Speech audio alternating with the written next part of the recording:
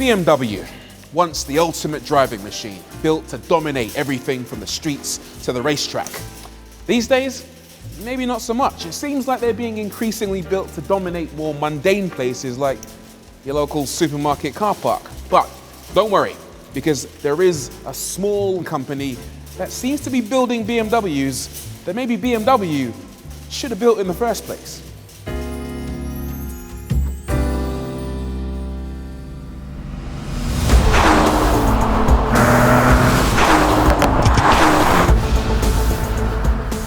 This is the Alpina B3 Touring. It's basically a 3 Series Touring, but with the engine from a BMW M3. So what you get is all the practicality of a station wagon, but with all the performance of an M car. This, unofficially at least, is a BMW M3 estate. Finally. It uses that same 3-litre straight six that you're going to get in the next version of the BMW M3 and M4, except in this case, Alpina have chosen to give it slightly smaller turbos. What that means is that it doesn't make the 510 horsepower that you can expect in those cars. Instead, it makes 462. However, it now makes way more torque than any other M3 or M4 that came before it. 700 Newton meters instead of 650. That means absolutely ballistic performance, 0 to 62 in 3.9 seconds. And because this isn't a proper BMW, it doesn't have a limiter. Keep going and it'll hit 186 miles an hour flat out. Come on.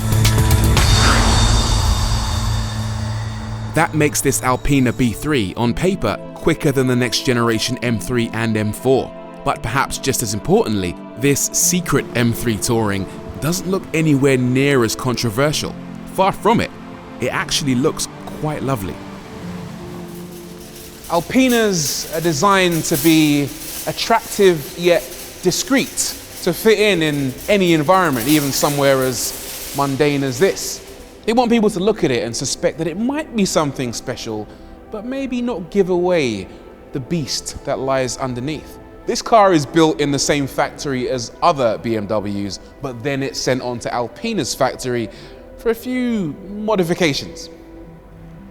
I'll talk you through a few of the upgrades. So this car has bigger air intakes at the front to help cool that monster engine. Down below, you've got a floating Alpina logo.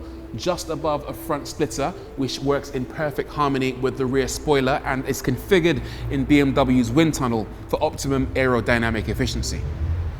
They've also fitted bigger brakes, 395 millimeters, and added a set of 20-inch forged wheels, the highlight of which are these locking center caps, which you push and twist to reveal a key, which allows you to unlock the center portion and access the locking wheel nut. Double protection against people trying to steal your wheels and adding them to BMWs that aren't Alpinas. This spoiler almost looks like it serves no purpose, but it's actually very important. Its job is to deflect air above the sunroof, because at high speeds on the Autobahn, wind flowing over the sunroof can cause quite a lot of noise to go into the cabin. We can't have that.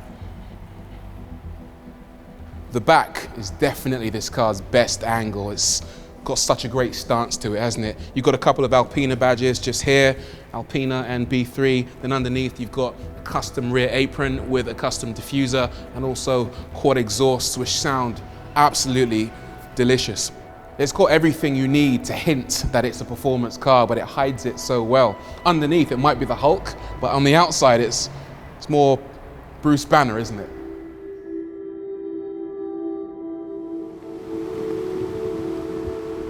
On the road, the Alpina B3 Touring feels lovely to drive. It actually feels more luxurious and more plush than a normal 3 Series, and maybe has more in common with a 5 Series. Not quite as luxurious as a 5, but somewhere in between. Consider it maybe a 4.5 Series. And a lot of that comes down to the fact that Alpina have engineered a little bit more leeway into the dampers.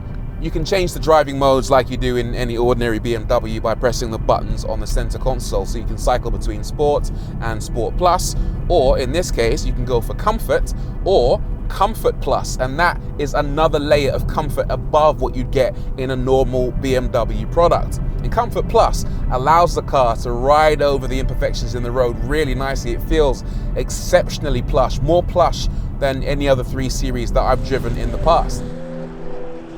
That feeling of plushness is amplified by the upgraded interior. It's still very much a BMW at heart, but with a few bespoke Alpina touches. You get the Alpina logo on the door sills, Alpina logos on the seats, a badge on the center console, and a couple of leather options. The best being the Lavallina setup you see here on the seats and steering wheel, which is definitely a step up from the leather you find on a normal 3 Series. And you'd expect that. The B3 has a price tag of around £70,000. It's obviously a lovely car to use as a daily, but what makes it even more special is that when the mood strikes you, it's also a very good driver's car.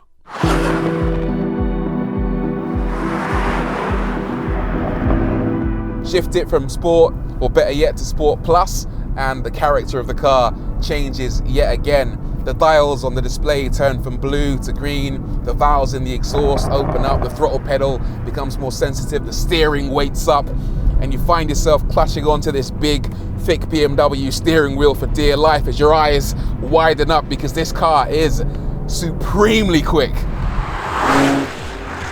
The S58 engine in this car is an absolute dream, really. There's a really good reason why BMW and Alpina lean on it as their performance engine of choice. I've driven it before in the X3M and the X4M, and those cars have a slightly different character to the Alpina B3 Touring. In those cars, it kind of pays to rev it out because you get most of the power and torque higher up the rev range. But with the Alpina B3, most of the torque comes in so low down in the rev range. From as little as 2,500, you get access to the full 700 Newton meters, which means that every time you floor it, the car just takes off and you feel a tremendous surge of acceleration. It is really, really quick. It's also really, really lively. This is a 3 Series after all, and we know how good the chassis are in those cars, so it's no surprise to learn that the chassis in this B3 is an absolute dream. It's really rewarding to drive. There's a lovely balance to it, and because you've got so much power and phenomenal brakes, I've upgraded the brake discs as well, you feel almost like you're being egged on by the car to try and exploit the performance. If there's one weakness, it's the 8-speed automatic gearbox. It isn't quite as responsive or as urgent as you might like in sport mode and feels a bit like a weak link, but only because the rest of the car is so exciting. The car does use BMW's xDrive system, but it doesn't feel anywhere near as nailed down as ordinary BMWs. It feels like Alpina have played with the system to allow it to feel that little bit more playful through the bends. And actually, it does send most of the power to the back wheels.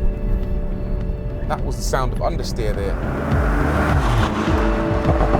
In sport mode, the traction control eases off ever so slightly and you can feel the back end wanting to step out on you. And with the traction off, that back end will step out all day long. It's nowhere near as crazy as something like a Mercedes C63 AMG, which is rear wheel drive. But equally, it's nowhere near as tame as something like an Audi RS4. It's somewhere in the middle. This is like a Goldilocks car in terms of the way it likes to hang the back end out and just help you feel more engaged with the driving experience. It's really something. It's hilarious.